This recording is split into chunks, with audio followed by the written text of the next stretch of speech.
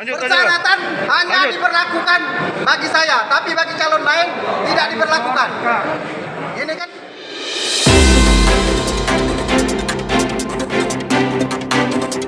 Audio Jungle. Berjumpa lagi bersama saya Olivia di info hari ini. Tapi sebelumnya jangan lupa subscribe channel ini. Pemilihan Ketua Umum KONI Kota Prabu Muli di Hotel Grand Nikita pada Rabu yang lalu disinyalir oleh salah satu kandidat Arafiq Zamahari penuh kecurangan. Kecurangan tersebut terjadi lantaran panitia Musorkot KONI Prabu Muli melabrak aturan. Kekisruhan pun tak terelakkan lagi lantaran sebagian kelompok memaksakan Beni Rizal sebagai calon ketua KONI terpilih dan menggugurkan Arafiq yang juga menjadi kandidat.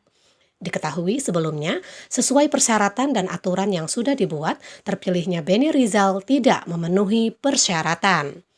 Menurut Arafiq, berdasarkan persyaratan dengan jelas disebutkan, bakal calon tidak boleh sedang menduduki jabatan publik atau jabatan struktural sesuai Undang-Undang Nomor 3 Tahun 2005 dan Peraturan Pemerintah Nomor 16 Tahun 2007.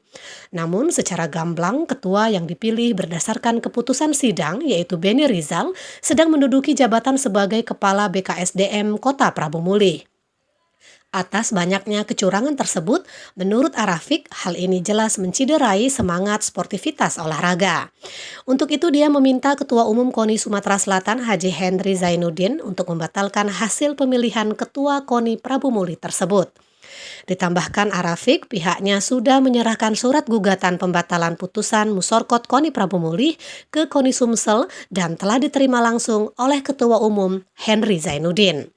Dalam berkas gugatan pembatalan putusan Musorkot KONI Prabu Muli tersebut juga disertakan bukti-bukti pelanggaran yang dilakukan oleh tim penjaringan hingga pelanggaran calon yang disahkan.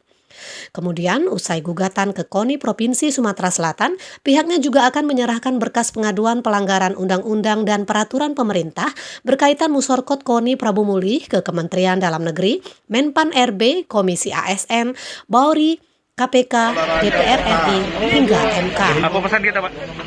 iya sudah lah, kalau yang banyak dukungan sudah jadilah musim kopi gitu, nak ribut-ribut sudah lah. Kalau yang 55% kebocor ya jadilah, sudah damai-damai apa sih? Kira-kira. Jadi yang kalah harus legowo, Pak? Iya sadar diri lah, kalau dikit daripada memaksakan ngapa sih? Kaki juga yang gitu anu pilih. Yang penting kan. Laporan Prabu Agustiawan dari Kota Prabu Muli untuk Anda.